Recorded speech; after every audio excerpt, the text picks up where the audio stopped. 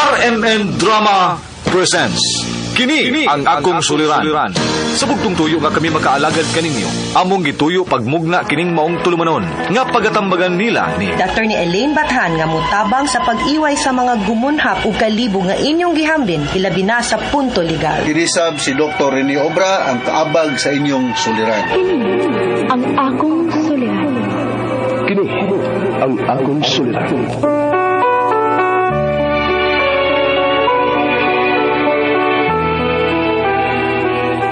Sa atong pagkaymugso ng kalibutan, gikalawaan at tangdaan sa atong suliran.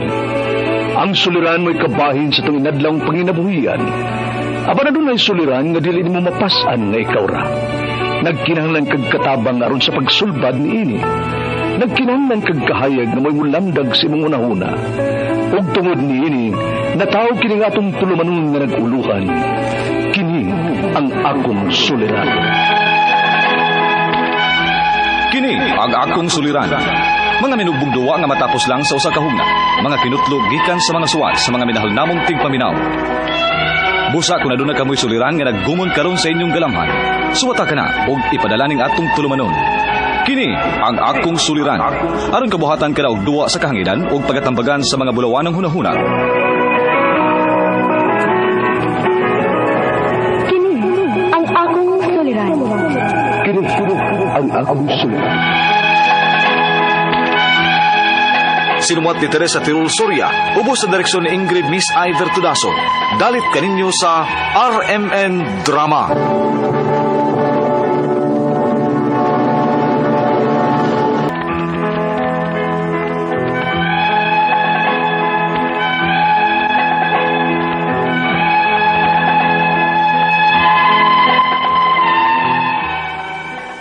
Mayong adlaw kanyang tanan na nagpaminaw karon ning tulumanon.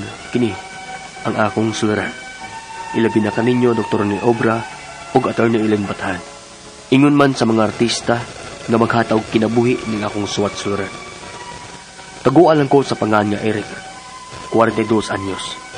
Minyo ug may duha ka anak. Taga Mandawi City, Cebu. Punto legal kining akong suliran. Aron inyong hisabtan, sugdon ko sa diyang ulit tao pa lang ko. Ingon ni ini ang mga panghitabo.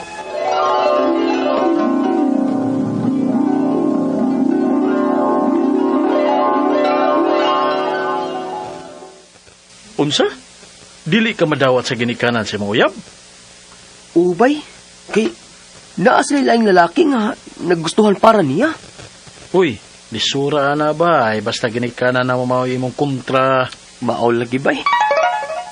Tas, kilan, Ah, saon uy. mala ni mo, ani? Si Stella nag-text. Pakikita ko na siya kay doon namin importante para sa diyan. Bay, di na lang ko maglugay din sa inyo ha. Magkita ming Stella. Sige, why problema?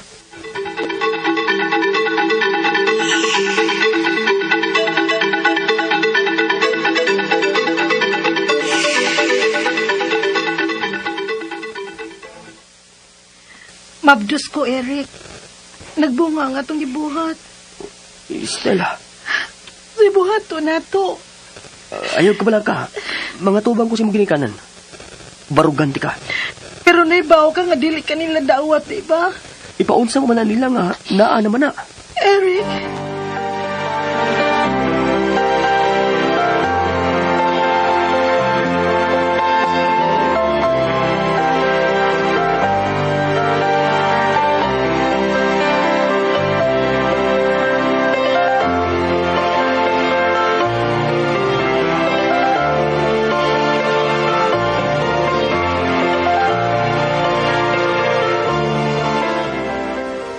Unsa?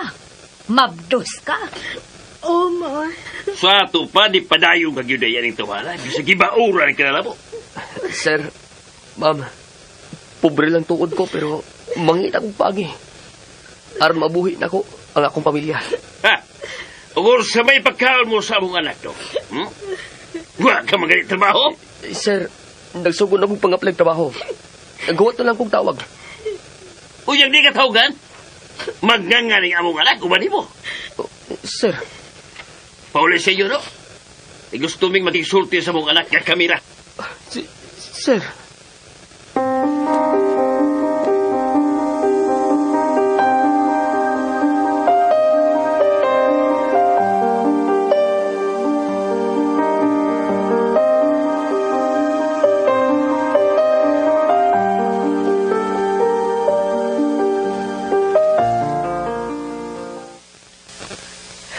Huwag man ginukontak si Stella na ako. Pila na kaadlaw nga, nagpaabot ko siyang text o tawag kung ano sa naging kasabutan nila siyang mga ginikanan. Pero hangkod ron, huwag pagkihapon. Oh, uy, si Stella ng text. Makikita siya.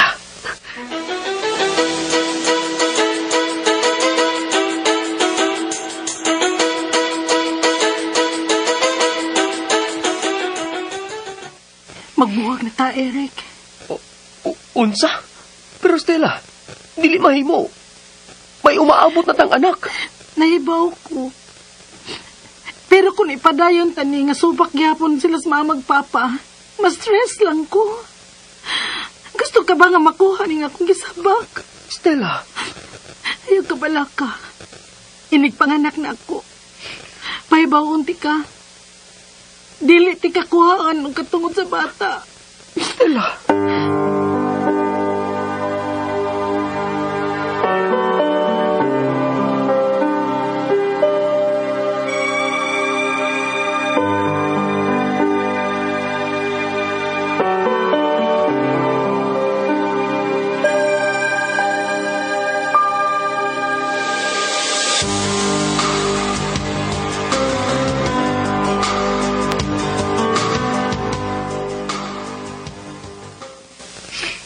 Eric, nak, pila naman kabuwan sukad nga wa gyud mo kontak si Stella nimo. Posible nga mga nakay naron to siyang buwana, di ba? Mao lagi ma. Pagpakisusi din to, uy. Kinahanglan nga i-fight na nimong imong katungod, kay ikaw bayay amahan sa bata. Mao gini plano na kong buhaton ma. Muadto ko.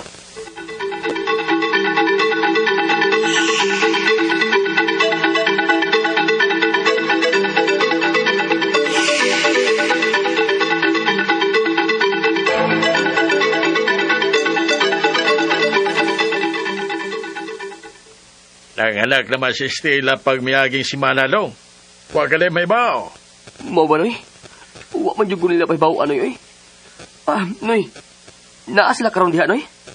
Uy, milas ka na magmindanao dong. Ambot ka no sa ato mabalik din Kasi ako nahibawan.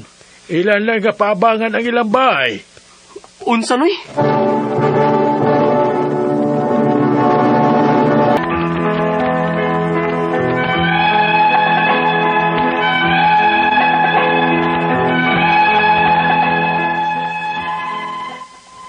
Grabe yung kong nasakitan sa nahitabo. Nawa ko nilagi pahibaw nga nanganak na dahil si Stella. O ang nakapait, kay ilan yung gipalayo gikan ako. Pila sad kahigayon nga, ni-try kong contact ni Stella, pero out of reach na ang iyong number. Hangtod nga nilabay na lang ang sa katuig, ug nakita na lang ako sa Facebook nga doon na nagigrelasyon sa Stella nga lalaki na dunay kaya. Gusto unta kay na akong i-fight akong katungod sa bata. Pero tungod sa kawadon, ako na lang gidawat in a positive way nga basin mas mulindot ang kaugmaon sa kong anak, uban sa iyang bago. Kay basin manggod sa picture nga gipost ni Stella, murag dawat asad sa iyang bago ang among anak. Unya, maayo kayo nito bagaragyo din sa akong tawag sa messenger. Kalimtin ako, Eric. Kaya rin akong buhayon ang atong anak. Stella. Pasensya na nga, wati ka mapahibaw nga ng anak ko. Oh, unta. Makita nimo ang babae nga paragid nimo. Oh. Ayo, Eric. Stella.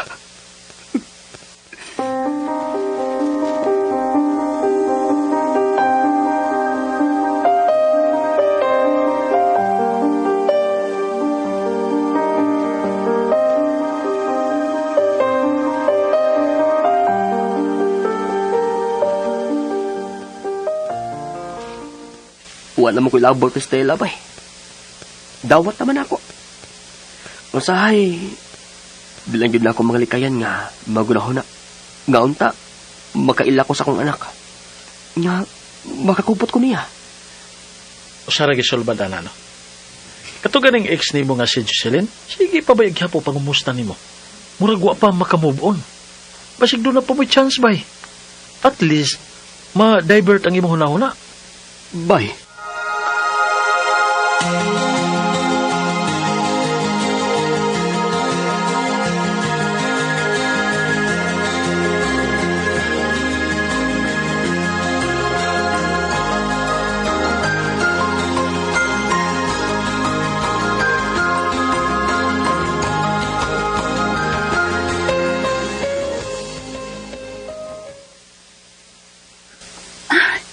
Abi na ko, gikalimtan ako ni mo. Di mangkot ka mang nagadkod. May mo baling malimtan di ka. Pasensya na ha. Dagan lang siguro kung binahon na atong panahon na mo. Wa ko makabantay ni mo. Tingali sad. Jocelyn? Mangutan na lang unta ko ni mo ba? May chance ba bata? Eric. Uy. Ngano ko nga na. Bisag dugan na tang nagbuwag pero wa ka gyud mawa sa kong una, Eric. Kung mao, magpakasal ta sa labing daling panahon.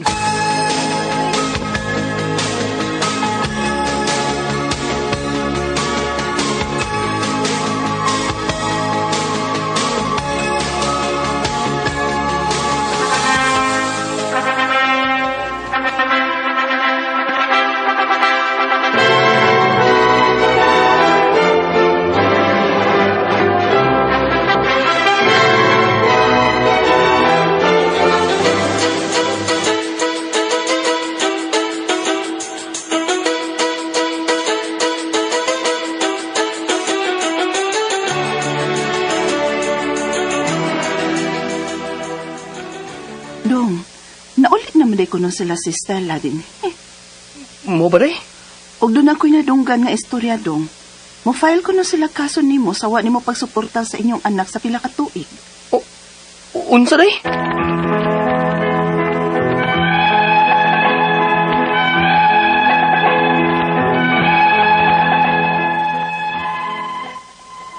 Human sa pila ka tuig nga ilang gipalayo ang akong anak nako.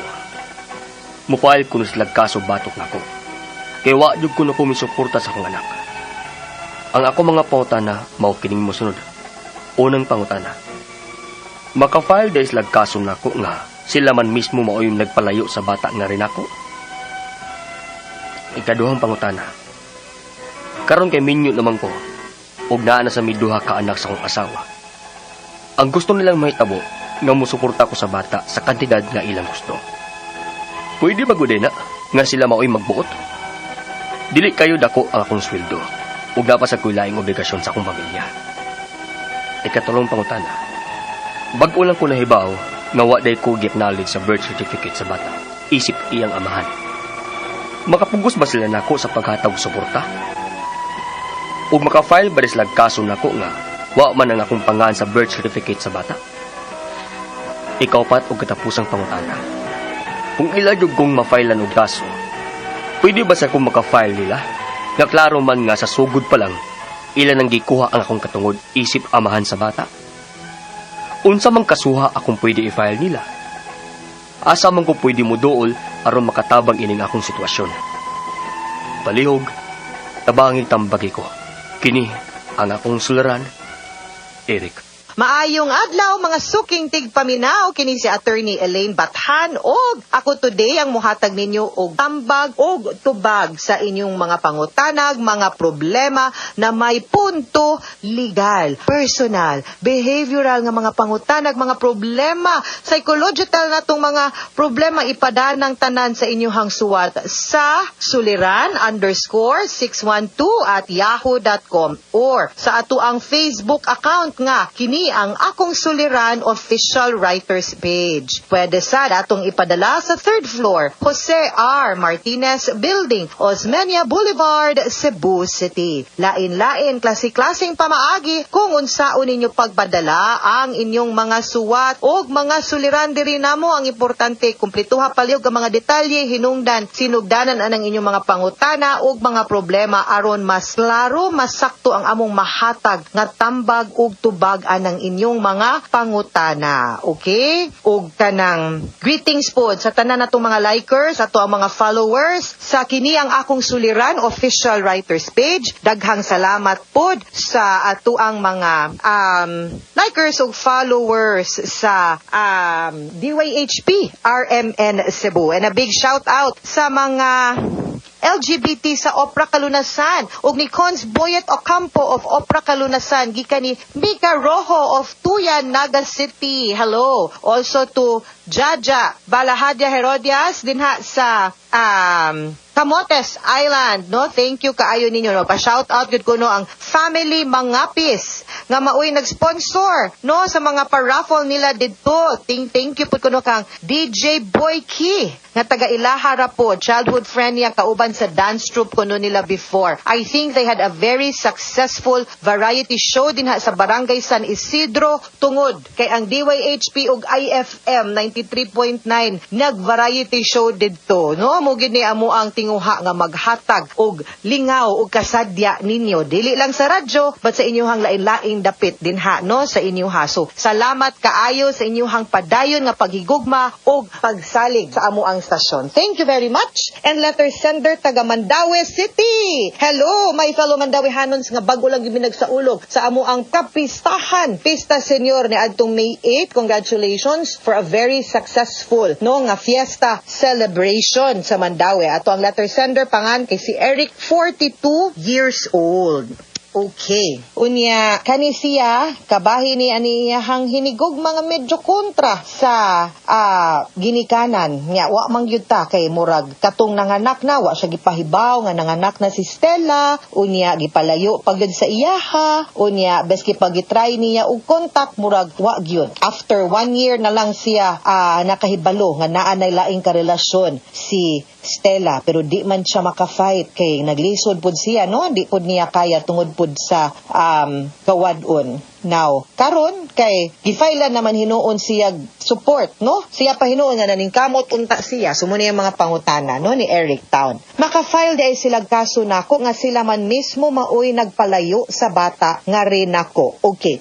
Now, galibog sad ko unsay tinguha aning ilahang ginikanan ug ni Stella. Kung tinuod mang yud gani Eric nga ning try kag reach out unya di unsaon pud nimo paghatag sa suporta. Well, a case for support is only a civil case, no? Kanang para raman pud na pud sa bata. So, it's something na pwede ra gyud nimo pud mahusay. Ayaw lang kaayo dibdiba, ayaw kaayo kabalaka ana nga kaso, pero take that as an opportunity, as a chance nga makakuha ta gamayng leverage ba nga timesa. Mangayo mog suporta nako, hatagi kog katungod sa bata. Kay number 1, kanang nangayo mog suporta, gi-acknowledge ninyo nga ako'y papa. Correct? O, puntos ka dihang dapita, Eric. Sunod, kay ako may papa, inyo mang gi-acknowledge na kay nangayo gid mog support god am sang mga mong suporta sa taong dili amahan, di ba? O, so pwede na ka makaingon nga karon, sige, muhatag kog suporta, hatagi ko sa ako ang katungod isip amahan. Wa man gani minaminyo, pero di pug ko ninyo pwede did-an nga makabisita, visitorial rights, makakita. Unya later on, maybe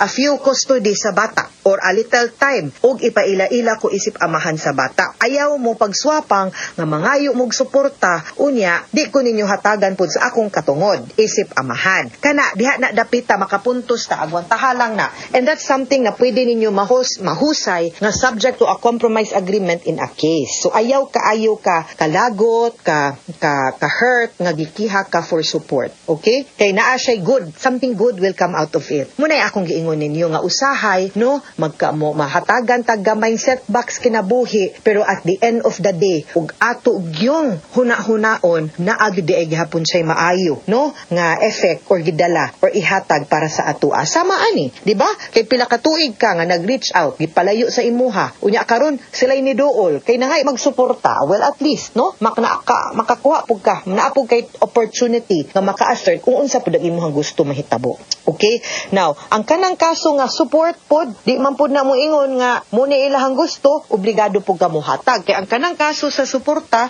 magdepende man na sa duha. Ang capacity nimo, Eric, nga makahatag depende sa imong income ug ang panginahanglanon pod sa bata ug ang capacity pod sa pikas. No, kay di man pod pwedeng mag-sitting pretty ra pod ang mama didto unya ikay magkandakubag trabaho nga kamo mang duha ang ginikanan ana, kamong duha ang obligado nga mohatag og ayuda og suporta para sa bata. Okay? So, kana ayaw ka worry pod ana kay magdepende man po na sa imong capacity. And of course, kung ganahan sad ka nga makakita pod sa bata, magpakaamahan pug ka. Kihalan pug ka mo stand up ug mohatag og suporta. Okay?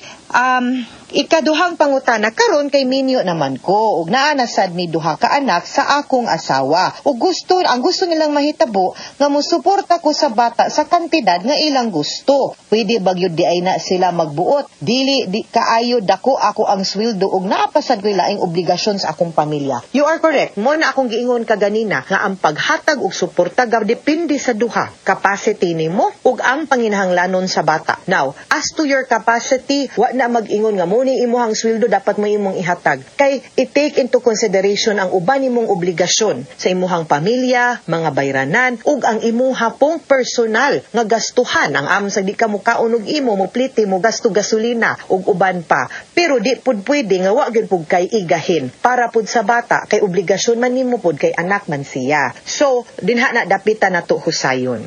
Ikatulong pangutana, bag-o lang ko nakahibaw nga wala di ko gi-acknowledge sa birth certificate sa bata, isip iyang amahan. Makapugos ba sila nako sa pahatag og suporta? Ug maka-file ba di sila kaso nako nga wa man akong pangalan sa birth certificate sa bata? Mao na din ha, narangla ay muna akong giingon nimo nga the fact na ning file sila or mo file sila kaso or nangayo ni suwat ni text nga mangayog suporta nimo, maski wa kanila gi-acknowledge, bingo gyud na, uy, bullseye. That is enough proof to show nga ikaw ang giilang papa anang bataa. Nga numan mangayo silag suporta nimo, mukiha pa kung dili ikaw ang papa. No, so gi-acknowledge na nila, and again, that can be a leverage nga, uy, kung gusto mo, ibutang na din ha ang birth certificate nga ako ng anak. Diba? Ikaw ayaw po na gamita nga mulimod ka. Kay kung i-DNA po ka, na di po kakalusot. No? So, ayaw pa ni Maus ana. At least, naana kay opportunity nga makaila sa bata. Ang akong panghinaot lang, nga imo ning gipahibaw ang imuhang asawa karon. Kay tingaling maggubot hinuon or mag-away mo, pasabta lang pod.